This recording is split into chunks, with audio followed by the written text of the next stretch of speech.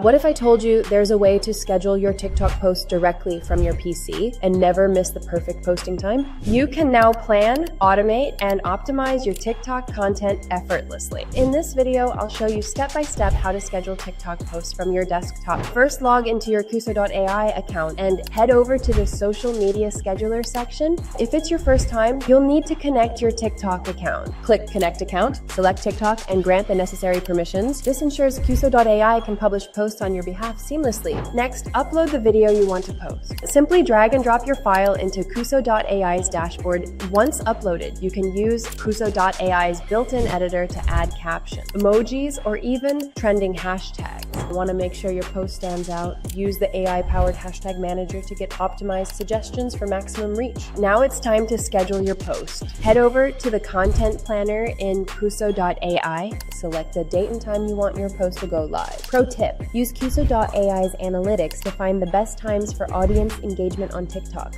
Add a description and hashtags directly in the scheduling panel to ensure everything is ready for publishing. Before finalizing, preview your post to make sure everything looks perfect. Once you're satisfied, hit schedule, and that's it. quso.ai will automatically publish your post at the selected time. So what makes quso.ai stand out from other tools? Here are some key benefits. Schedule posts for multiple platforms like Instagram, Facebook, LinkedIn, and YouTube, all from one dashboard. Track performance with detailed analytics to refine your strategy over time. And that's how easy it is to schedule TikTok posts from your PC using quso.ai. This tool saves you time and keeps your content strategy consistent.